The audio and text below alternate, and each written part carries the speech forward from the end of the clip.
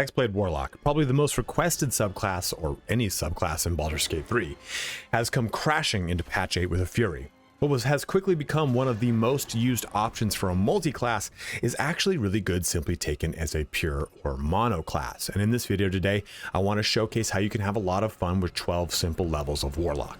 If this is your first time on my channel, the way I do things is by upfronting the knowledge of my videos. So to give you a sense for this build, we'll be taking 12 levels of Hexblade Warlock with the Pact of the Blade as our pact. Unfortunately, we are required to take that pact, as previously you could get away with Hexblade having a natural extra attack, but that is okay, we will deal with it. For our Eldritch Invocations, we'll be getting Repelling Blast, Devil's Sight, Life Drinker, Minions of Chaos, Dreadful Word, and the ever-popular Agonizing Blast. Outside of that, the build is very straightforward and simple. Most of our selections in this video are going to be party dependent, but I'll outline some top choices. You can also find the entire build linked in the description below for easy reference. But if that's all you want to know, please feel free to shut the video down. As always, I want to be respectful of your time. You can jump to any part of this video that interests you the most using the chapters in both the timeline and the description. Before you head out, if you find the information in this video helpful, please don't forget to like, comment, and/or subscribe, as each one of those things helps me out in a huge way. Also, take a look at my Twitch, linked in the comment and description, where I will be streaming my new Pure Evil run using plenty of the builds that I've been posting up recently. Well, let's get started on my Pure Hexblade Warlock build in Baldur's Gate 3. Loading into the game, let's talk about character creation. Now remember, this is a single-player narrative game. It's a D&D game. Please choose a race that you want to play that fits your roleplay, your narrative, whatever it is. Don't really worry about what the internet tells you to. I'm just going to go through some fun ones that have some cool capabilities. Now, as always, Drow is going to be the best race in the game. I don't know why you would want to play anything other than a Drow, regardless of what I just said, because it's my favorite race. But they're also quite good in this game, and they also have fun narrative options to go alongside them. Another one as well is going to be the Gith. Really awesome narrative options and a ton of armor options that are exclusive to them, or armor and weapons. It's worth noting too, because we will be a Hexblade, we're going to get access to medium armor proficiency. Now, when it comes to weapon proficiencies, we don't care. We're a Hexblade. Any weapon that we decide to make bound by our cursed weapon is one that we're then proficient in. So we don't need to worry about any of the capabilities that I would normally bring up with a Gith, such as giving proficiency in short, long, and greatsword. But they do have astral knowledge, giving them proficiency in skills of a chosen ability, meaning if I wanted to say, hey, I want proficiency in dexterity skills, and that's just going to happen for me, which is great. They also got some good cantrips here, like Mage Hand, Leap, some fun stuff like that. Another big set of cantrips, or I guess skills, that we'll take advantage of is the Tiefling. For starters, Tieflings also give resistance to fire damage too, because, they get resistance to fire damage too, and that's the most prevalent damage type in the game. So it's really nice to have that. In addition to, they get a lot of bound cantrips and spells, as both the Asmodeus and the Mephistopheles Tiefling. Both of those have spells you're going to take advantage of, but what's cool here is Mephistopheles Tiefling gets the Flame Sword, and the Flame Sword, well, let me say this. The Asmodeus and the Mephistopheles Tiefling both use charisma for the scaling on their magic casting modifier for those spells. So you use Flame Sword from the Mephistopheles Tiefling, and you use your Hexblade from the Hexblade. It's a cool way to dual wield. So consider that. It's a cool way to go about it. It's kind of tricky to get that off, but you can do it. And again, all of the spells here for Asmodeus gets those as well. So those are some really fun options. I always like recommending Half Orc for anyone's doing any kind of melee, because they get the savage attacks. Land a critical hit with a melee weapon attack, you deal an extra dice of weapon damage. And if you're doing a solo Hexblade run, which you could definitely do, when you get knocked down to 0 hit points, you regain 1 instead. Always great. The Dwarf and the Dwagar are also really good as well here. They get some really fun abilities like Enlarge and Invisibility, and their innate stats are great. Same thing here with the Dragonborn, just being a cool option, because I like to showcase them because they don't get enough love, I don't think. But they have cool breath attacks that they are then resistant to that matching element. So choose whatever race makes the most sense for you. Then we're going to go with, of course, Warlock for our class.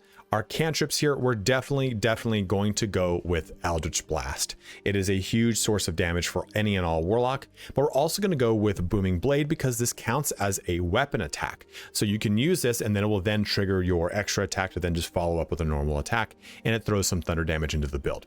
And it scales very well and will do a lot of damage at the end of the game.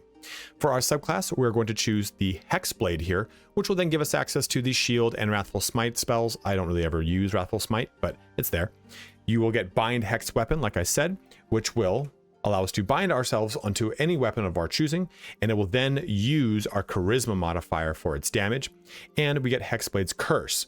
So cursed by a Hexblade Warlock, the Warlock who cursed this entity adds their proficiency bonus to damage rolls against them. The number they need to roll a critical hit while attacking this entity is also reduced by 1. Now you can actually cast this spell as a bonus action, but you do need to, I believe it also has a recycle. I think you have to wait like a short rest to use it again, I believe. But the biggest thing here is that you can just have that Hexblade Curse happen. I think it's something like a 20% chance with your weapon, which is huge. And when you kill someone that has afflicted with that curse, it will heal you. At level 6, it will summon a Spectre. So it's a big portion of the build's focus. Also Hex Warrior here. We know about how this works. We also get shields and martial weapon proficiency as well. For our spells to start off with, you can really choose whatever you want. I like Armor of Agathis or Agathis, whichever one you pronounce it as. It scales the entirety of the game. It's really good. It gives us 10 hit points and cold damage as a nice responsive capability. Shield is good, but what I think the problem here with Shield is you are so limited in your actual spell slots. Even though they do replenish on a short rest, I'm not going to want to use Shield for that. I'm going to want to use it on someone who's got way more spell slots to take advantage of. Another good one here, though, is Arms of Hadar or Hadar, because it shuts down reactions and targets still take half damage if they resist it. Alternatively, what would probably take on level 2 is Hex. Hex is another one that's useful the entirety of the game, and it just adds additional necrotic damage into the build. For background here, choose whatever fits the roleplay for the character you have in mind. Maybe you're some soldier that has somehow become corrupted by a patron of yours, right? In this case, it's a Hexblade situation. Or maybe you're a noble son, which is the will, right? Who's made a pact with the devil to become a warlock. There's plenty of ways that you could fit this background into your character. Remember, your background is what generates your inspirations, which allows you to do rerolls on things that you fail. So choose something that fits your roleplay the way that you'll be playing. If you want a min-max option, I always like to recommend Insight and Persuasion. Persuasion being a really good conversational skill, and Insight being helpful for a lot of big conversational moments in the game. For our skill selection here too, make sure you're choosing at least one form of conversation skill. If this is your face character, the character that you'll be playing as your main character. So Deception, Intimidation, or Persuasion are your 3 conversational skills. And then after that, choose whatever you want from a roleplay perspective that feels fun. If Insight is, let me see here. I don't remember if Insight is an option. Of course, I would choose the other one with Insight on it. Yeah, Insight is not an option otherwise. So just be mindful of that. And I don't think that Perception is either. Yes, Perception and Insight are both very good, but of course we won't be able to choose those. So go with something like an Intimidation or Deception. Anything up here too is really nice, is really cool. I would steer clear of like Nature, but Investigation, History, Arcana, and Religion all have little fun flavor bits of information you get when you're playing through the game. So choose whatever makes sense for you. Let's now talk about some abilities. So since we are a Warlock, we will be focusing primarily on Charisma. We're going to dump all of our points into that and even give it a little +2 bump. So it's going to put it at 17.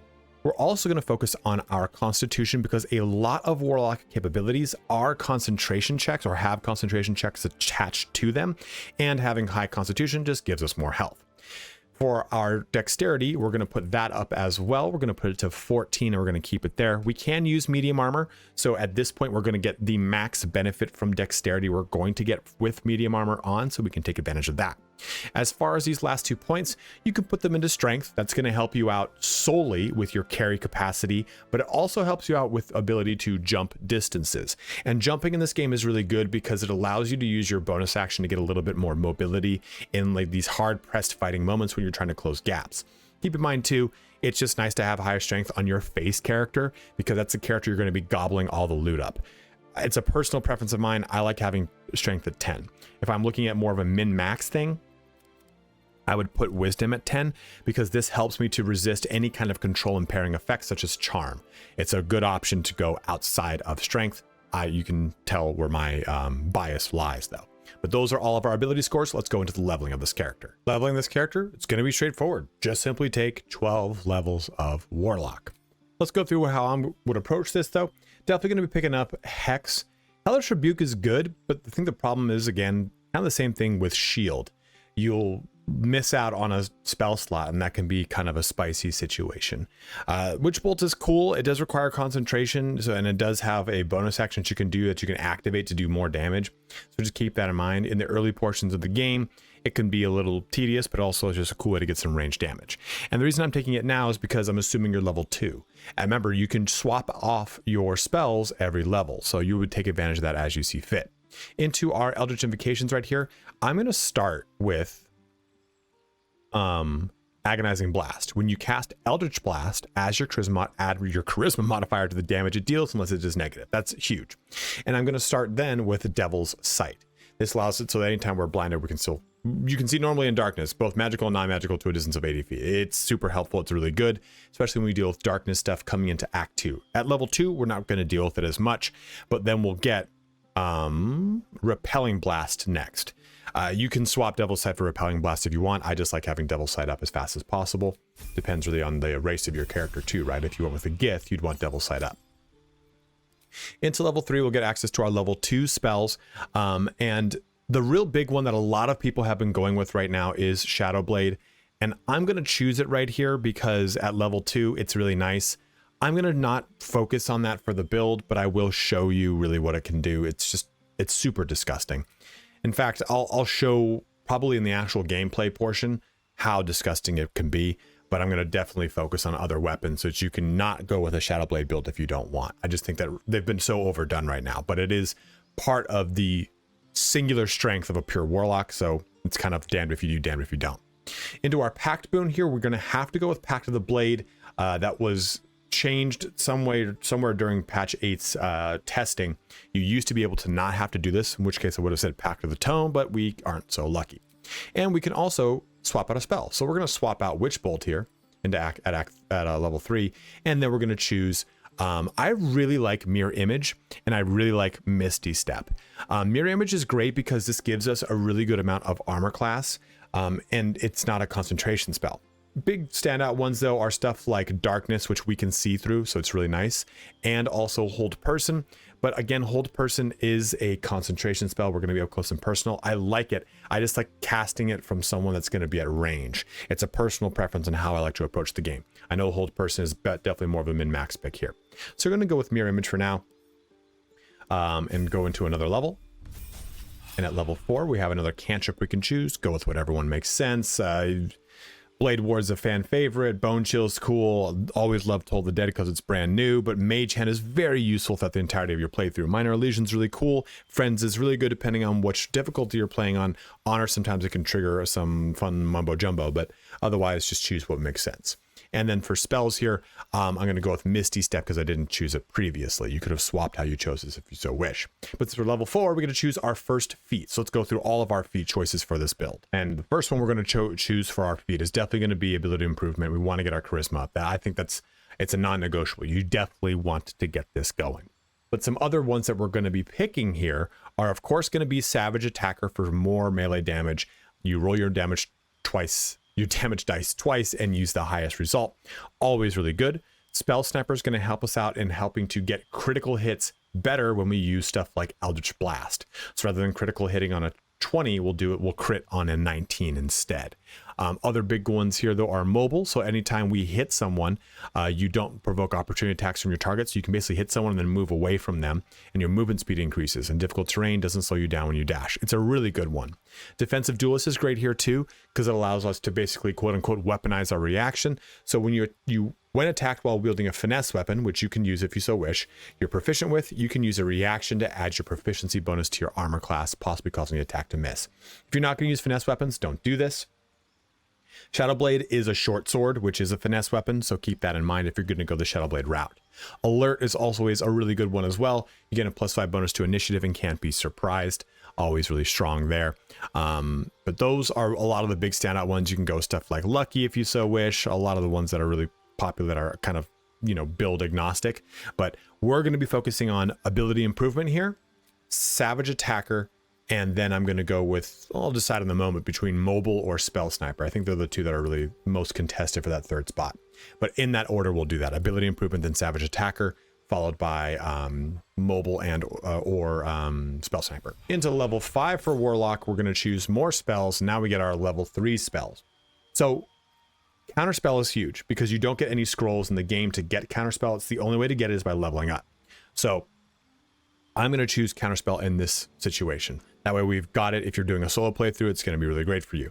Eldritch Invocation, now we're going to choose Repelling Blast. That's going to be fun. We're going to replace a spell too, and we're going to swap off Arms of Hadar or Hadar and get Hunger of Hadar. This is probably my favorite Warlock spell in the game. It's so strong. It does tons of damage. It blinds things. It has 2 different elements, so it does tons of stuff, right? Creatures starting their turn take cold damage. Creatures ending their turn take acid damage. So if they start and end in that thing, they're just going to get ripped up. So I really like this one. It's really, really, really fun.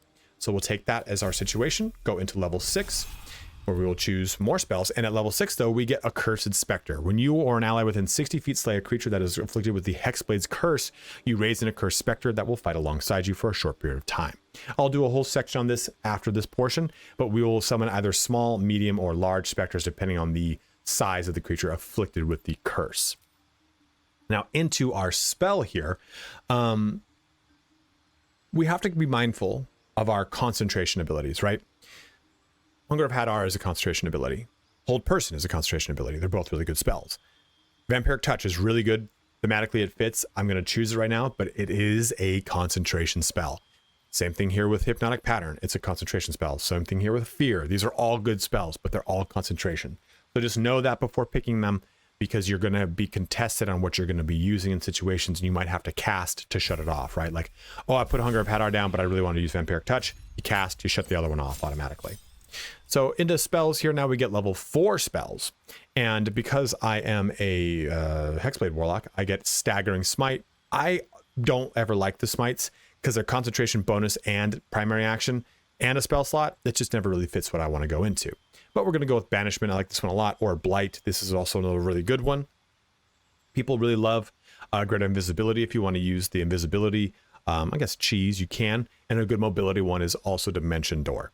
Phantasmal Killer can be really fun. Haunt a creature with its worst nightmare. It takes 4 to 40 psychic damage per turn. Cannot move. Has disadvantage on ability checks and attack rolls. It's just a wisdom save. So a lot of things in Act 3, for example, will have good wisdom. But you're level 7 right now, so you can have fun with this throughout the majority of Act 2 before you really start to hit a wall. Act 2 is filled with undead and things that have low wisdom, so Phantasmal Killer is really cool. Keep in mind, too, Blight here, while really good, in Act 2, which you'll be at level 7 Warlock, a lot of things have necrotic resistance. So just know that. So I'm going to choose Banishment in this moment. Temporarily banish your target to another plane of existence, and it's a charisma save. Not a lot of things have high charisma. For Eldritch Invocation, though, we are going to take Dreadful Word. It's right there. You can cast Confusion with a Warlock spell slot. I like Confusion. It's a good spell. Confuse a group of creatures, causing them to attack at random, wander around aimlessly, and occasionally skip turns in the stupor. So this is a great one to use when you get jumped into a situation you really weren't prepared for, or you're just really in a bad spot.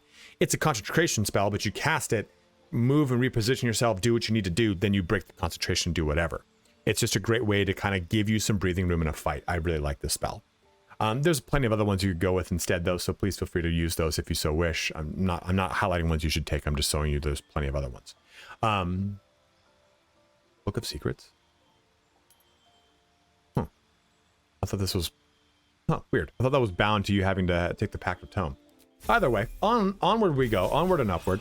Into level 8, we get more of our level 4 spells.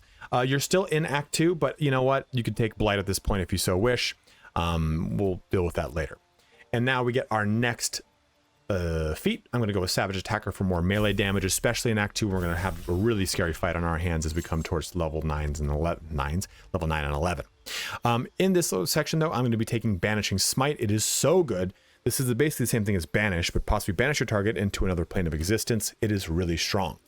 Eldritch Invocations now, at this point, we are going to take... Where's our little Chaos Bros?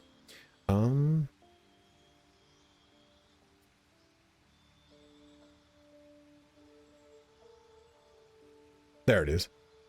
Minions of Chaos. Took me forever to find that. It's the very first one, right? You can cast Conjure Elemental with a Warlock spell slot. And it's just a nice way to have a really strong set of elementals on your team. Just remember, both those things and the Confusion one do cost a spell slot. And we can also replace a spell here, right? So now we have like Banishing Smite. I'd rather use Banishing Smite, as we can see, versus Banish. This is an action and a bonus action, but it's just such a high amount of damage. I'd rather use this. It's a level 5 spell slot, but it doesn't matter. We're a Warlock. All of our spell slots are the same. So we swap this off, and we can take anything else. Cone of Cold is really fun. Hold Monster is very good because you paralyze a creature, not a person. It includes both. So Hold Person relegates strictly to a humanoid enemy. This will do creature, so pretty much anything. So you can do a whole bunch of stuff with this. I'll put that into it, and we have it. You can go with mobility if you want, and go with Dimension Door instead if you so wish. It's up to you. We'll go ahead and move forward into level 10, where we're going to start to be coming out of Act 2 into Act 3-ish, depending on. Go again here with whatever you want. I'm just going to choose that one because I like to do necrotic damage. And here I'm going to go with Dimension Door for some mobility. Go into level 11. Mystic Arcanum. So click one of your level 6 spells once per long rest. You can cast that spell without expending a spell slot. So this is a long rest, one-time use ability. You get Create Undead, which is cool. Get more summons, which is awesome too because it's like a mummy and they're really strong. But I'd rather we have tons of summons. We don't need to really worry about this. Flesh to Stone is cool. Atrophy a foe, restraining them until they temporarily turn to stone. The target will petrify if it does not succeed the saving throw within 3 turns, killing it. You also get Eye Bite, which is pretty cool here. Your eyes become black corridors walled in teeth. Your gaze capable of inflicting dread, sickness, or putting creatures to sleep. While concentrating, you may cast Eye Bite without expending a spell slot. And what does that do? It does a lot of fun effects here. So you can go with Eye Bite. I don't like it as much as I just simply like Circle of Death. There's all that for me just to tell you that, right? Create 2 linked teleportation portals. Circle of Death here. Sculpt a massive sphere of entropic energy around a creature. Devastate the target and all surrounding creatures, and targets still take half damage. I just like it. It fits the build of just doing tons of necrotic damage. Eye Bite does too, but I don't like all the other things that you have to deal with on this. And it's a concentration effect. This is not a concentration effect, so I can use it and not have it interfere with my other Warlock abilities. Speaking of, we have more spells to choose. I'm going to go with Cone of Cold because I want to use it thematically, and that's my choice. Onto that, we're going to our last level, which is level 12, which gives us my favorite Eldritch Invocation. The reason we go 12 points here is attacks me with your weapon. This is a passive feature. Attacks me with your weapon, deal additional necrotic damage equal to your charisma modifier. So now we always do, in this case, +4 charisma damage. I'm sorry, charisma necrotic damage. We would hopefully have the Hag's Hair, which would do a +5 necrotic damage every time we swing our weapon. So it's really cool, fits in, love it. And for our final set of spells, just go with whatever fits what you're looking to do. Right now, I actually really like Hypnotic Pattern. I wish so much of this is unfortunately concentration. And I don't want to choose another concentration ability. Gaseous Form is really cool and good. I'll go with Blink. It's probably a groaner right there, but I don't really care. I'm trying to have some fun. Let's do then also for our last option here.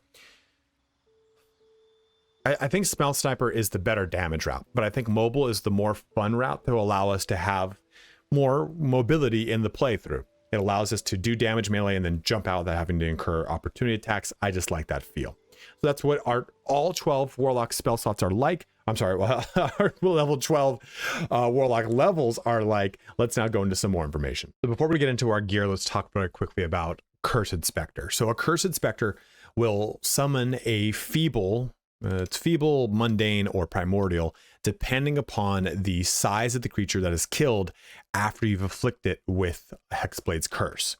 So to start off here, we have a feeble specter, and they have 2 abilities right behind you. So materialize next to your Warlock's victim. So anytime you attack something, they can immediately appear next to them and do some damage.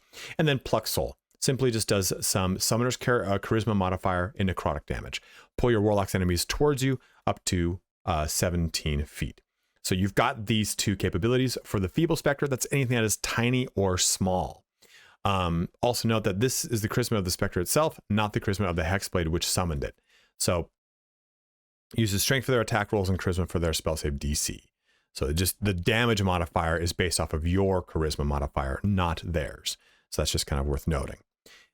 Into our mundane specter, which is the ones you're going to deal with the most because the majority of things that you kill are medium. They get pluck soul and right behind you as well. I think it's a higher amount, right? No, it's the same. But they also get devour soul. So consume the soul of your warlock's enemy. Well, you know, I have an ad blocker. I don't know why this is happening to me today. Don't get that. Whatever that is, don't get it. Consume the soul of your warlock's enemies while healing the warlock for half of the damage.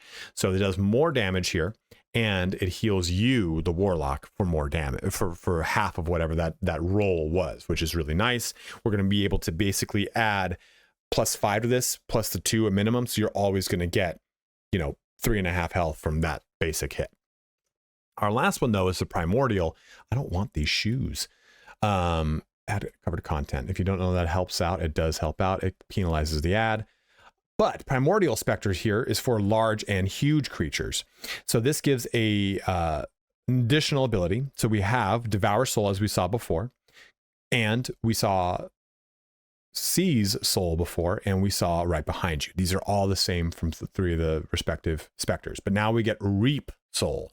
Unsheath a set of hexed sickles and rip your warlock's enemies to shred.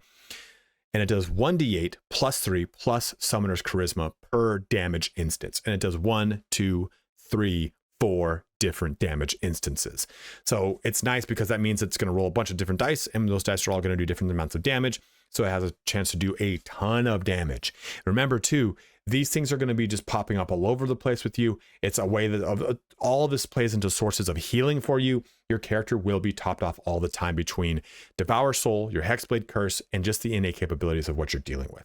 So it is going to be a ton of fun with all these specters. Before we get started on the items that I do have, let's talk about some of the items I do not have. For starters here, the Ring of Arcane Synergy. You're going to get this in Act 1 at the Creche. It's so damn good. When you deal damage with a cantrip, which you do tons of times as a warlock, keep in mind that either is going to be Eldritch Blast or Booming Blade. So you're going to be able to really tap into this. You gain Arcane Synergy. Now, Arcane Synergy is different than Arcane Acuity. Arcane Acuity, as this helmet adds, is going to add dice or pluses to your spell save DC based on the amount of turns remaining.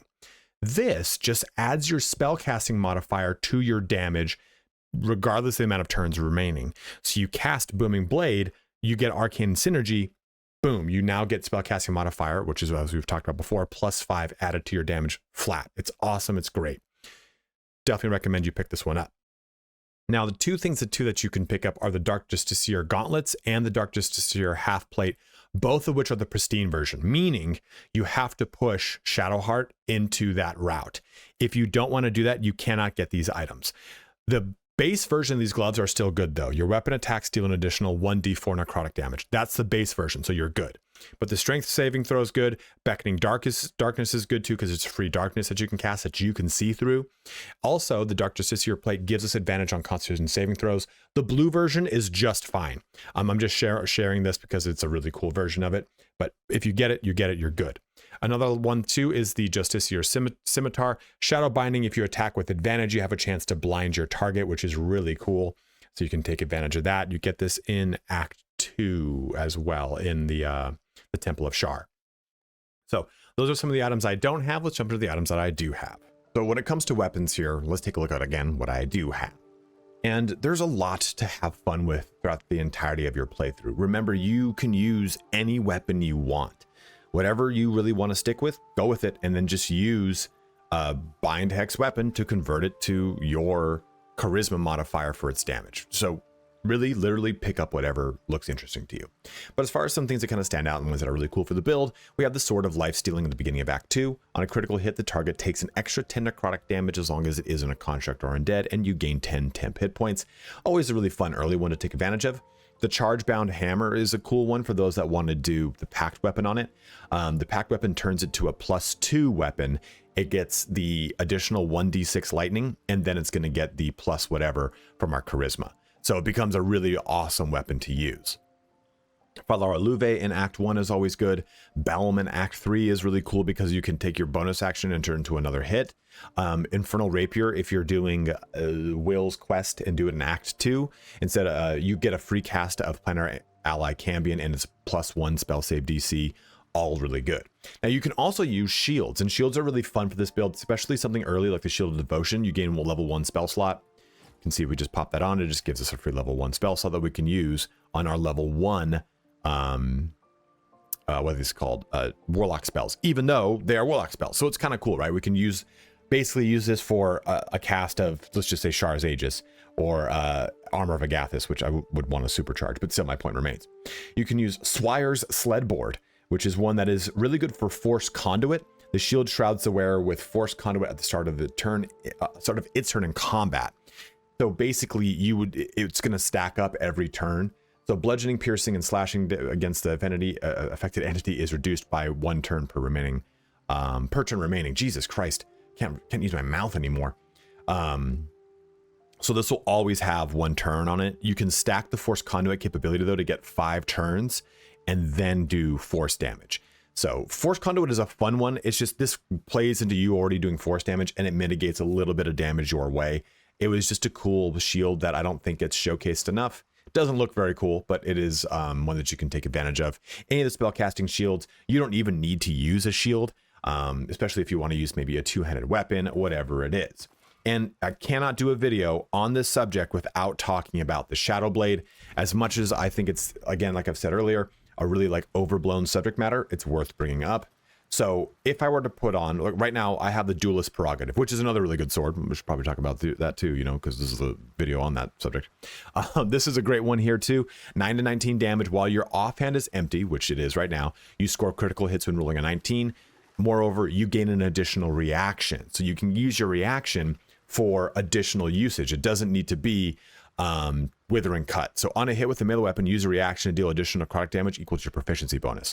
So you don't need to do that. You can use your double reaction for shield, for counterspell, for any other reaction based spell, which is a cool thing to do because you can kind of get 2 uses out of it, or use 1 for the spell, 1 for Withering Cut, however you want to dice it. Also, you get Dueler's Enthusiasm, so you can use your bonus action to do more melee damage, which is really fun. So let's just quickly though show off Shadowblade because, I'd feel remiss if I didn't. And we also need to bind it. And there we go. So 8 to 36 pure psychic damage. It's great. I'm not going to sit here and say that it's not. It's really good. And you throw a layer of Booming Blade into it, it's going to be even stronger, right? You can see 10 to 52 damage with this 2d8 thunder. It's amazing. I just didn't want every single build that uses Shadowblade in all my build videos to showcase nothing but Shadowblade. I wanted to show you variety so that you could approach this how you want, and maybe you don't go with Shadowblade on your character. Maybe you use literally any other weapon you want because you are a warlock. So that is how we'll be doing the weapons. Let's now talk about gear and armor. So I unfortunately don't have the Ring of Arcane Synergy, which is truly like the best ring to really use for this character. It is just such a good one. But some rings you can use instead. Usually I start at the head, but I don't know why I started with rings. Killer Sweethearts here to guarantee give us a critical hit. Ring of Regeneration is always cool for some healing. You have the Ring of Mental Inhibition, which I really like for this build a lot, because Mental Fatigue does, when it fails, -1 penalty to Wisdom, Intelligence, and Charisma saving throws for every turn remaining. Wisdom is a lot of our CC abilities, right? Our crowd control abilities. So you can use this to cast Eldritch Blast on something, and if that hits them, they now have Mental Fatigue for 2 turns. So this can make it so other casters in your party can have that entire round of combat to make more CC checks sufficiently, or you the next time can actually jump into this more. You can also use Mental Fatigue to stack 5 stacks of it and do some psychic damage. It's one of my favorite least talked about rings in my opinion, especially if you're a caster, obviously.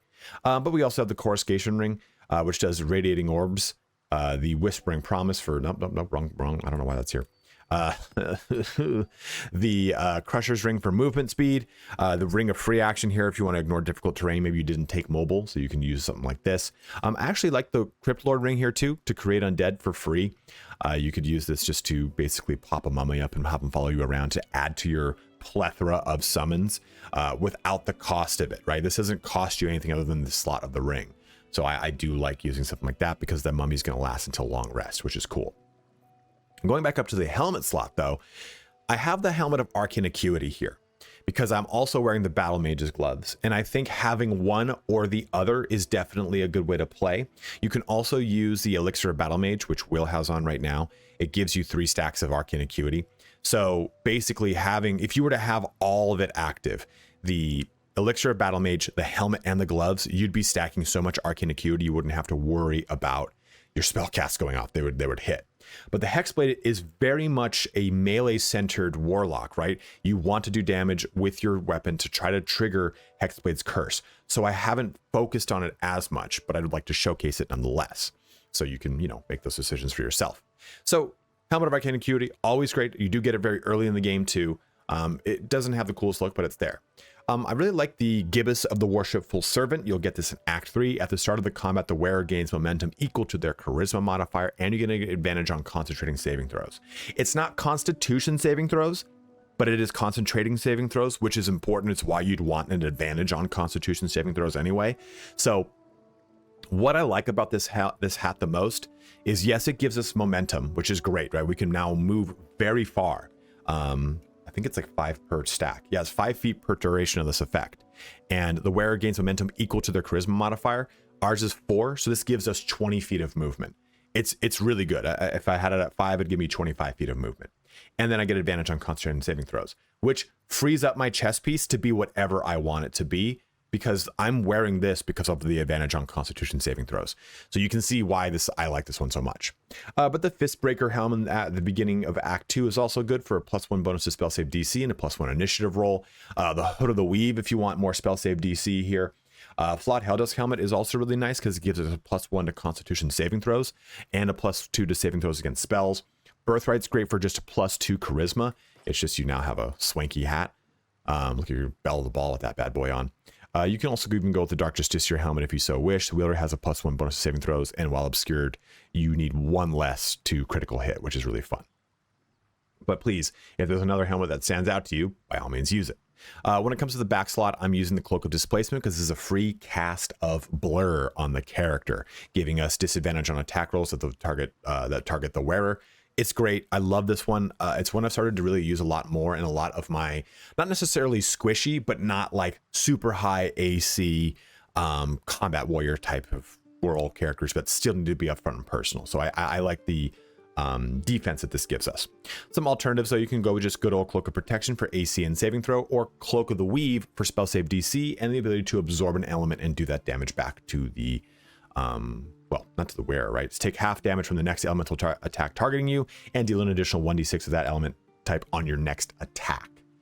So it's a pretty cool way to get elemental damage all the way around. For our chest piece, I am wearing the Dark Justiciar half plate. As I said in the itemization section, if you want to go the full evil route, you can get the purple version of this, and it is really good. The biggest thing here is advantage on constitution saving throws and 16 AC because it is medium armor, so I do like that quite a bit. But you can also conversely just simply use the armor of agility, which is the best medium armor in the game as far as AC goes, because this gives us our full AC bonus plus an additional AC point as a medium armor piece. So this brings us up to 20 AC. You can see how that works. If you want to go more onto the spellcasting route, Potent Robe, your cantrips deal additional damage equal to your charisma modifier. So right now this says 6 to 5 because 6 to 15 because it's 1d10 plus 5, right? If I put this on, I hover over it, it's the same, but I'll still get an additional 4. This also works for something like this, which is a cantrip, so you'll do more damage, right? I think that was computed into this one. 11 to 83 or 11 to 53. Oh no, it wasn't. I'm so dumb. It's into the damage once it hits, and it's each damage instance. So It's a really nice robe, but you need to take a certain route through the game to get it. At the beginning of the wearer's turn, the robe activates, granting them 10 hit points equal to their charisma modifier. Nice when you get it, not so great towards the end of the game because who needs 4 10 hit points? Also, there's even just the spider silk armor that you get in Act 1, which is great because the advantage on Constitution saving throws. And the reason I've really hinged so much on Constitution saving throws is because we've talked about how let's look at what we've got. This is concentration. This is concentration. These two are not. This is concentration. I've also deliberately not. This is. That's not. Oh, it is. I thought it wasn't. But you can see that majority of our spells are concentration spells. Majority of the standout spells for Warlock are concentration spells. So we want to really kind of try to focus on that as best we can. For our gloves, I'm wearing the gloves of the Battle Mage. Again, just to try to show when you hit a target with a spell or cantrip that uses a weapon, right there, you gain Arcane Acuity. So this kind of plays a little bit better into the way the character plays, I'd say, versus this, whenever you deal damage with a weapon attack, which Booming Blade coincidentally is. So they both play into it, but it's like this just goes directly off of Booming Blade. So you can really just kind of play around with that. I think there are a lot of really good helmets and a lot of really good gloves. So you can really really kind of swap out whatever one makes the most sense for you. Also, you get a +1 to saving throws, strength saving throws. Blood Helldust gloves here. Your weapon attacks deal an additional 1 to 4 fire damage, and it is a +1 to strength saving throws. And Legacy of the Master is a +2 bonus to attack and damage rolls. It's basically a flat damage increase. Really great. Get them in Act 3. Our boots, though, are the boots of persistence because we can wear medium armor. You gain freedom of movement and long strider. So you basically get all the benefits of mobile plus long strider, so you can move even further. You couple this with this hat, and you're just a track star, dude. It's so fun. But other good ones here, though, are, of course, Boots of Striding. When you cast a spell that requires concentration, you gain momentum for 1 turn. And when you're concentrating, you can't get knocked prone or be moved against your will, which is actually very strong. The Disintegrating Night Stalkers are really good. The Boots of Speed are good. The Tyrannical Boots are good. The Helldusk Boots. Who's got the Helldusk Boots? Someone's got those on. Is it you, Will? You sly son of a bitch. It's probably Gale. These guys. Helldusk Boots I like a lot too because you only unfortunately get them in Act 3. But what I like about them is that they basically give me a Misty Step that does damage, which is really fun. And you can't be forcibly moved by a foe's spells or actions. You ignore the effects of difficult terrain. So I do like that. And you can use your reaction to reroll failed saving throws. So they're quite fun to just kind of get them late in the game, unfortunately. Some other item pieces that we've got are our necklace. So right now I'm wearing the Amulet of Greater Health. It's probably one of the more contested amulets, right? Like everyone benefits from high Constitution. This character doesn't have a ton of AC, so we need to offset that with stuff like Armor of Agathis. Like if I cast this, it's at 25 10 hit points, and they deal 25 cold damage. That's quite good, right? We need to offset that as much as we can too. A mirror image is a great way to offset that, what have you. I had to make sure if I had short rest. So those are good things. So having something like this, a bunch of Constitution, also is, that's passive damage mitigation. Health is passive damage mitigation. So having high health here helps, and advantage on Constitution saving throws. I have a bunch of things that give me advantage to Constitution saving throws. Clearly you wouldn't want to stack those things, but I'm showing you the ones that are available so you can pick what makes sense for you. Other ones though, Moondrop Pendant for not incurring opportunity attacks below 50%. This is in Act 1, so you'd use this in Act 1. Once you got mobile, you would ditch it. Amulet of the Harpers for advantage on Wisdom and just a free cast of Shield. Spellcrux Amulet to give us some spell slot restoration. The Amulet of Misty Step is also quite good. You can actually use two, which I've forgotten to talk about, is the Necklace of Elemental Augmentation, which is... yeah, there it is. When one of your cantrips deals thunder damage, because ours does thunder, add your spellcasting modifier to the damage dealt. So this is another really good one that fits very well into this build, and I definitely recommend it because we will be doing thunder damage with this Booming Blade cantrip. So that is all of the gear for this build. Let's put it all together and show off some damage. So jumping into combat here, I've done some things to kind of prepare this so you can see what this could look like. So for one, I've done a short rest to set everything up here. So I've used this little guy, Conjure Elemental, to summon up a water elemental. Remember, we can summon up water, fire, earth, air, Captain Planet, whatever one you want to do. So you've got all those that you can summon up. And remember too is that we've got Circle of Death, which exists outside of our Warlock spell slots to be used. And if we can go ahead and just click this here, you can see that that's what it does, right? Big old bomb of necrotic destruction. And I've gone ahead and cast maxed out Armor of Agathis on myself, so it's got a plus 25. I've used Mirror Image, so our AC is up to 29. It's superficially at 29, it should normally be 27, because I've also quaffed a Potion of Speed to give me an additional action so I can show off more stuff in this this little ditty. Now, what I want to try to do, and we're going to see if this is going to work, we'll see if we get lucky here. I'm going to use Hexblade's Curse. Remember, this is what is going to allow us to do more damage against things. It's a critical hit's better on it, but I want to show you that shade. So let's go ahead and use Hexblade's Curse first on Fist Jepsen here. Not to be confused with Carly Rae Jepsen. And I'm going to switch back to Jaheira, and I'm going to have her cast an upcasted Call Lightning. Let's see. Should hopefully kill this guy.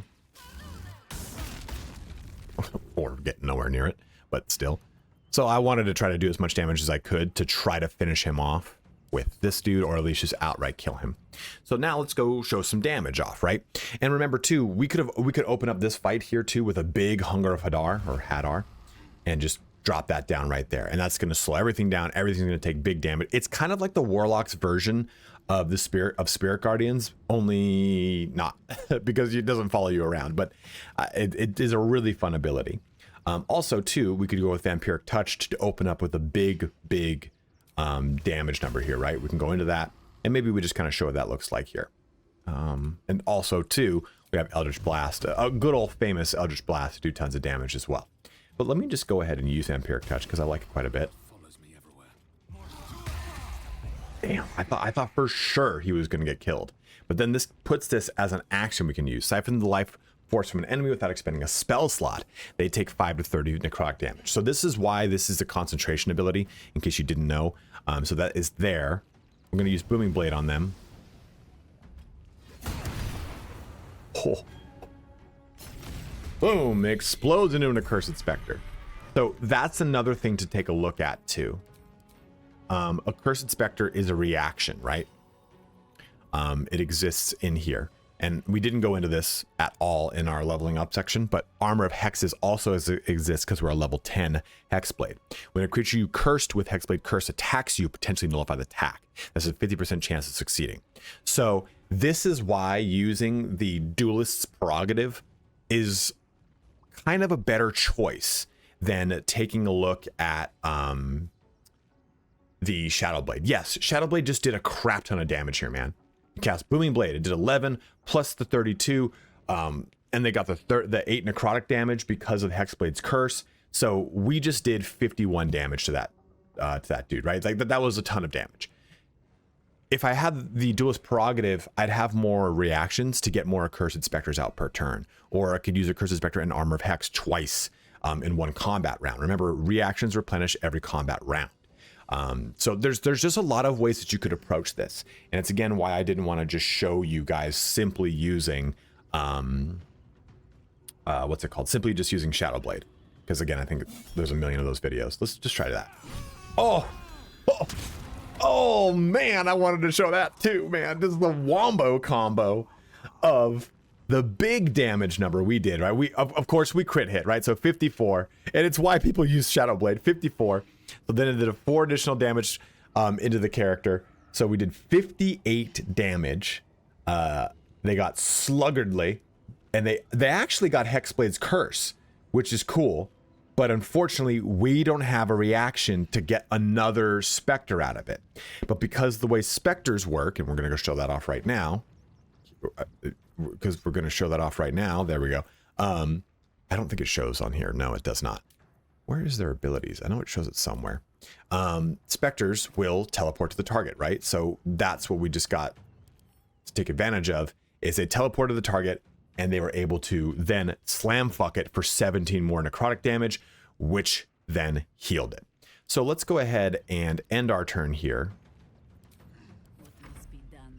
just to kind of show more of what's going to happen with this character, right, on their turns and everything. By the way, too, we're at 10 Arcane Acuity because I'm wearing the Battle Mage's gloves, which were fixed in patch 8, and the helmet, right? So any spell now when I come back up is pretty much just going to go off now because my spell save DC went from probably like 20 something. We're gonna see right if I press this button. I mean, that's just disgusting, right? So it's super high up at 22. Inspector over here, where's there we go, is immobile. Oh, and did its own thing. You can't control the specters, by the way, if you thought that was something you could do. Instead they teleport. I guess I forgot to really illustrate this. You don't move the specters around. They're immobile. They stay in one spot, and then they will do stuff as they can. If they can attack stuff and do stuff, you can't control what they do. And when you go to attack something, they teleport to where you are. I'm sorry, I apologize. I don't think I illustrated that enough. So they'll do all their abilities on your own. You don't need to worry about it. And they're going to be pretty, on their own. So this guy just used Devour Soul on this dude, gave me some health, and did 11 damage to them. So you can see how that all works itself out. But outside of the Spectre, I also have this fully controllable elemental to do stuff with. Yeah, I'm also thinking of the air one. The air one is the one with the heal. But I can go. Is multi-attack dependent on anything for this guy? No, it is not. The Winter's Breath here, so I could do a big cone breath attack. We got a big old slam bam. Thank you, ma'am. We got a teleport we can use, so we could just like. What is this like over here? Oh, I can just go ahead and do this and pop over there with this elemental and just throw a big old spooky breath attack out. You can just have a ton of fun with having an additional body on the battlefield. As you know, it's kind of like when you do summon weapon, right? It just gives you so much more power to have an additional body that can do things. And now we have an ice surface we can play with and key off of that. So this gives you an idea of how the combat works with this build, and it's really fun. It's super simple. It's just 12 levels of Hexblade Warlock, but you can see how much damage it can pour out, how much utility it has built into it. It can do so many little things. It's kind of one of the coolest things about playing Warlock, especially the Hexblade, which unlocks medium armor, so there's a good amount of durability, and there's a lot of really good medium armors in this game. So go ahead and let me know in the comment section below if you'd build this character some other way. Obviously, yeah, multi-classing is going to be probably one of the cooler ways to do Hexblade, but like I said, a pure Hexblade is still a really good character. As always, guys, thank you so much for watching here today. Have a good one and take care.